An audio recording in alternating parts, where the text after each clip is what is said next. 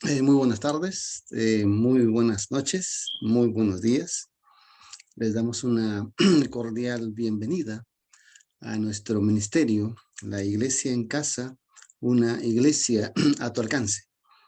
Además, les damos la bienvenida a la transmisión de hoy, nuestra programación titulada Las casas que Jesús visita.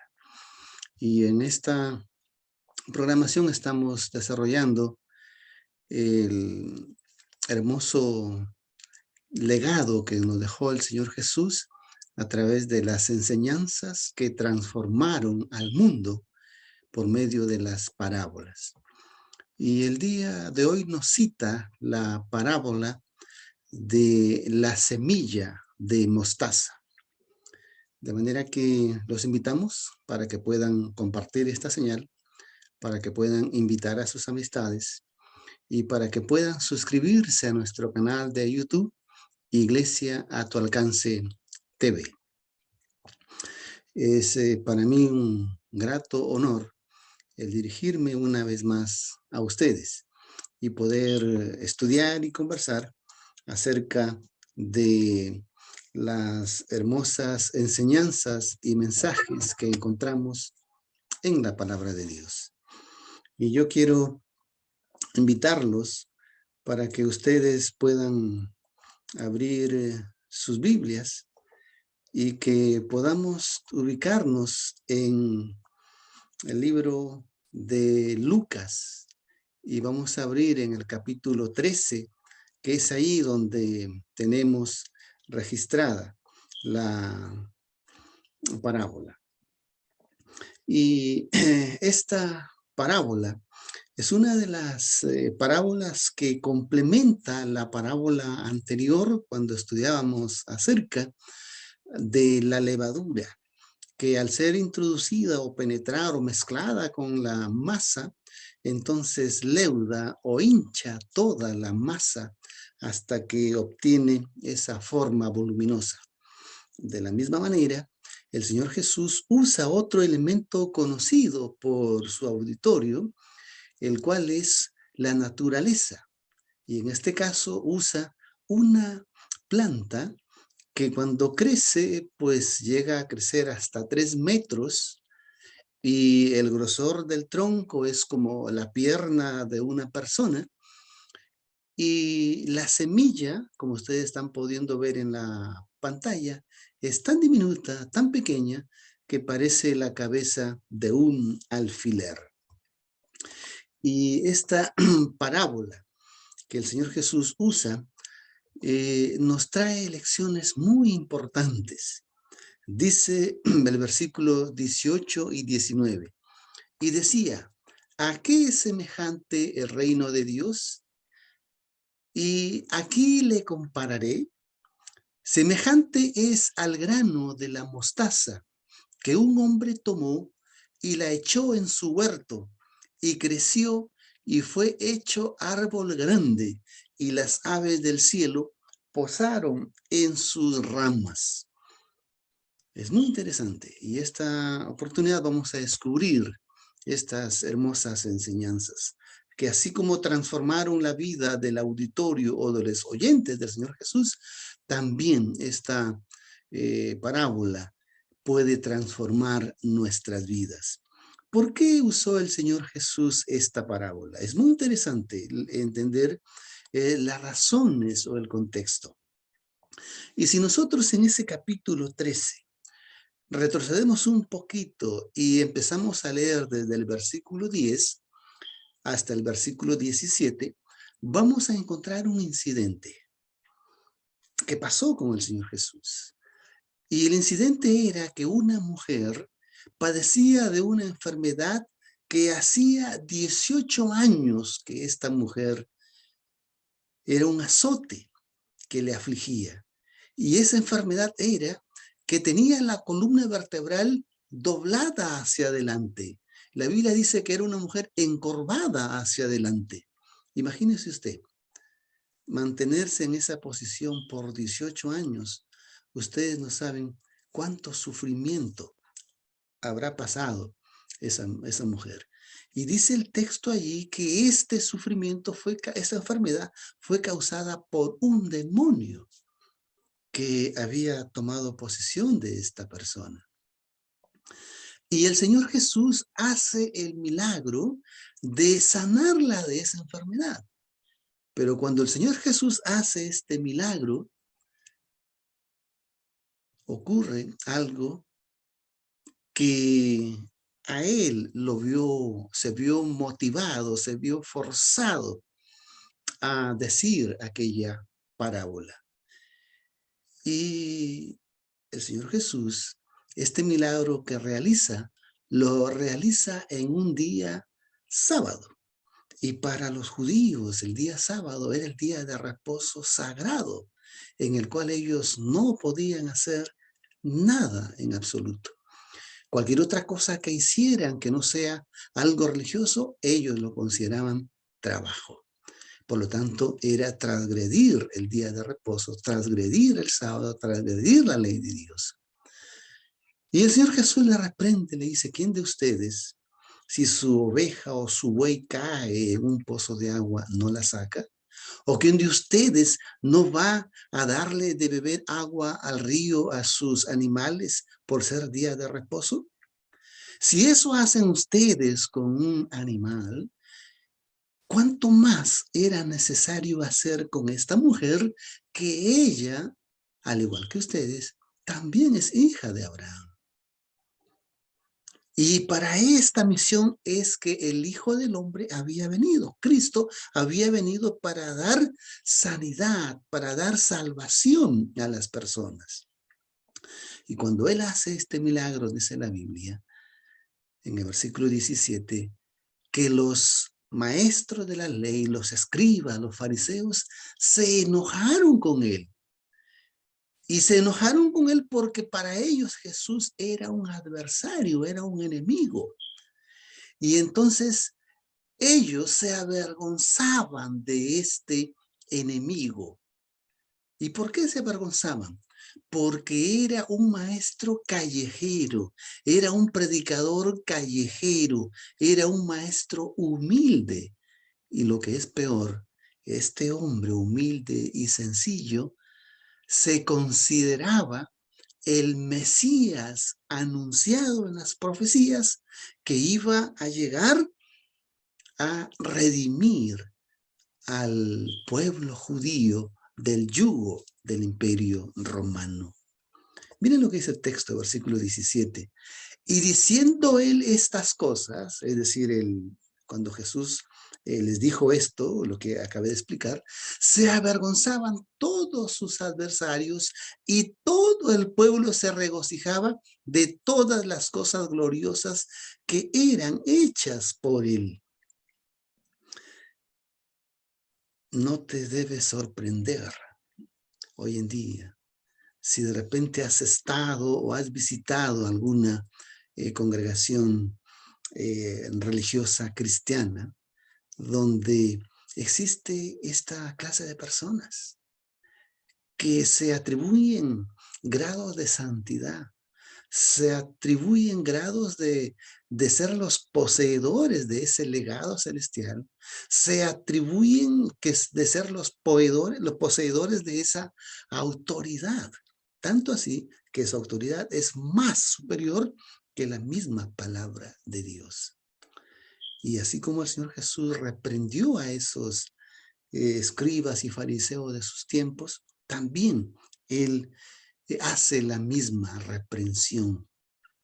Leído allí ese incidente, vamos a ver ahora cuál es el tema de esta parábola. Y el tema de esta parábola es que el Señor Jesús les quiere enseñar que así como la semilla de mostaza es pequeña y que esta semilla crece, luego llega a tomar ese esplendor de un árbol frondoso, de la misma manera, el reino de los cielos es como esta semilla tan pequeña, tan diminuta, pero que cuando cae en tierra fértil y crece y se convierte luego en un árbol, ese árbol ejerce una gran influencia en la naturaleza. De la misma manera, dice él, ¿a qué compararé el reino de los cielos? No había ningún otro reino terrenal para poder tomar como ejemplo y poder comparar. Y para esa manera enseñarles el reino de los cielos. Entonces el Señor Jesús toma un ejemplo de la naturaleza, en este caso la semilla de mostaza, para enseñar que así como Él comenzó con un pequeño puñado de solamente 12 personas, estas personas en su tiempo transformaron el mundo. Tanto así que en cuestión de 6 meses ellos habían predicado toda Jerusalén. Habían llegado a alcanzar más de 60,000 nuevos discípulos. Y cuando Pablo, Pedro y los demás discípulos salen de Jerusalén por causa de la persecución y van a otras latitudes, de la misma manera, prácticamente ellos evangelizaron todo el mundo conocido de sus días. Entonces el evangelio, cuando llega al corazón de una persona y esta persona se convierte, Dios a esa persona lo convierte en un árbol de influencia positiva que va a expandir el mensaje del reino de los cielos. La palabra clave aquí es creció. Esa semilla creció. Y el texto clave es el versículo 19. Dice que fue hecho un árbol grande y las aves del cielo posaban en sus ramas. Ya hemos visto el por qué el Señor Jesús se vio motivado a usar esa parábola. Ahora vamos a ver para qué el Señor Jesús usa esta parábola.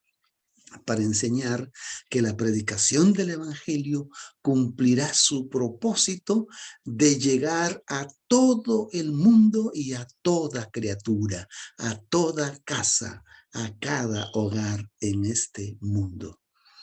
Y en resumen, eso es lo que el Señor Jesús quiso enseñar. Pero veamos ahora otros detalles. La parábola de la semilla de mostaza, ¿ok? El significado que encierra es el siguiente, en resumen.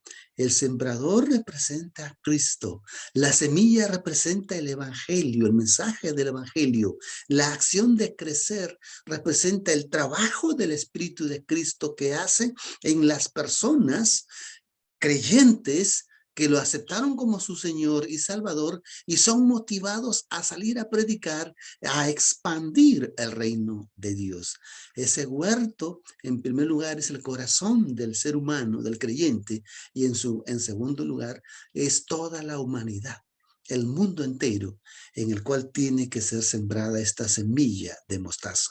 Y esa declaración hecho grande es la influencia que hace el evangelio en la vida de cada creyente, en la vida de cada comunidad cristiana, en la vida de cada iglesia en casa. Y las aves en la Biblia, en el Antiguo Testamento, son representadas por las naciones, por las familias, por las comunidades, por los pueblos. Si nosotros leemos, por ejemplo, en el libro de Daniel, vemos que el árbol allí está representado como una nación, como un reino que bajo su sombra cobija a esas aves y en sus ramas frondosas esas aves hacen nidos. Esas aves están representadas en las naciones, las comunidades, los pueblos, el mundo entero. Cristo, al no encontrar ningún reino terrenal que pueda compararse al reino de Dios, porque todos los reinos temporales están representados por bestias que imponen su autoridad y su poder a la fuerza en los conquistados o subyugados. En cambio, el reino de los cielos no es así. El Señor Jesús respeta tu libre albedrío. Tú eres libre para decidir aceptar o no aceptar Dios te respeta. Entonces el Señor Jesús toma como ejemplo la naturaleza. Y así, como ya mencioné, como la semilla de mostaza es pequeña, de la misma manera, el reino de los cielos es tan pequeño, es tan diminuto en el corazón de una persona, que cuando crece, cuando germina y crece y nace y da frutos, entonces su influencia es mundial. Los judíos de los tiempos de Jesús no entendían y se preguntaban, ¿qué clase de Mesías es este? ¿Qué clase de reino es este que viene a traer? Ellos naturalmente esperaban, pues, a un general o a un rey o a un caudillo militar que pudiera reivindicar el reino de David o el trono de David, que tuviera ejércitos, que tuviera influencia política, que tuviera influencia religiosa, para poder derrocar al imperio que los oprimía. En ese caso era Roma. Pero al ver que era, como ya mencioné, un maestro humilde y sencillo, ellos lo consideraban que era un arrogante que se daba atribuciones que no le correspondían. Es por eso que lo tornaron su enemigo. Lo odiaban, tanto así que hasta lo llevaron a la muerte. Pero nosotros vemos que ese hombre sencillo y humilde fue el que dividió la historia en un antes de Cristo y en un después de Cristo. De la misma manera, el Señor quiere hacer en tu vida un antes de haber conocido a Cristo y un después de conocer a Cristo. Y así como el Señor Jesús cambió la historia, así como el Señor Jesús cambió la humanidad, también está dispuesto a hacer ese mismo milagro en tu vida. Ejemplo, tenemos, por ejemplo, el caso de Pablo. Pablo, cuando él se convirtió al Evangelio, prácticamente evangelizó toda Europa. Podríamos también hablar en el siglo XVI de los reformadores, como lo fue Lutero, que encabezó el movimiento de reforma. Y esa pequeña semilla de la reforma sigue dando sus frutos hasta el día de hoy. La reforma no ha terminado, la reforma continúa. Ese pequeño granito de mostaza, que es el Evangelio, te va a dar ese poder para poder influenciar en el mundo. ¿Y qué podemos decir de la iglesia hoy? El Señor Jesús instituyó su iglesia de 12 discípulos. Y los discípulos, ellos instituían iglesias de discípulos también. Eran iglesias de hogares, iglesias de familia. Igual, de 12 hermanos, 12 discípulos. De la misma manera, ahí en la iglesia donde tú te congregas, en el lugar donde tú te congregas, por más pequeño que sea esa comunidad cristiana, el Señor va a hacer que esa semilla sembrada en los corazones de esas personas pueda germinar, nacer, crecer y fortalecerse y poder dar esos frutos de influencia positiva y que tengan un alcance mundial para el tiempo del fin. Apocalipsis 18, cuando está la acción del cuarto ángel, dice que ese ángel, al rondar la tierra proclamando su mensaje, hizo que esa proclamación reflejara una luz en el mundo entero. Ese ángel representa a la iglesia del tiempo del fin, que con su vida ejemplar, reflejando el carácter de Cristo, con ese testimonio personal y con esa obra de evangelizar y esa influencia positiva, darán el último alumbramiento o la última luz pregonando el evangelio a todo el mundo, a toda criatura, a toda persona. Este es el significado de la semilla de mostaza, un comienzo pequeño para una gran transformación, para un gran cambio que puede hacer a todo el mundo. Quiera el Señor añadir bendición a este mensaje y que tú puedas también convertirte en esa semilla de mostaza. Y que donde quiera que tú siembres ese mensaje de esperanza, pueda crecer una influencia muy positiva. Nuestro ministerio te presenta allí las vías de comunicación para que puedas entrar en contacto con nosotros y nosotros podamos ayudarte y podamos servirte. El propósito de nuestro ministerio no es que tú te cambies de iglesia o te cambies de denominación, sino el propósito es ayudarte a crecer espiritualmente y que el Espíritu de Dios, el Espíritu de Cristo obrará en tu corazón en la medida en que tú le permitas obrar, y llegará el momento en que tú podrás entender este plan o este propósito para el cual has sido llamado. Estamos para ayudarte, y así como estamos para ayudarte, queremos también pedir tu ayuda. ¿Y de qué manera nos puedes ayudar? Dándole un like a esta transmisión, compartir este mensaje, suscribirte a nuestro canal Iglesia a tu Alcance TV e invitar a otras personas para que también se suscriban. Vamos a orar. Nuestro Padre, gracias te damos por tu palabra. Gracias, Señor, porque encontramos mensajes de esperanza, mensajes en los cuales nos haces ver que tienes un propósito para nuestras vidas. Permite, oh Señor, que el Espíritu Santo obre en nosotros y que a través del Espíritu Santo podamos ser regenerados y podamos, Señor, ser conscientes de este mensaje tan glorioso para ser llevado al mundo entero. En el nombre del Señor Jesús te lo agradecemos. Amén. Que el Señor les bendiga, que el Señor les ayude y los reunimos la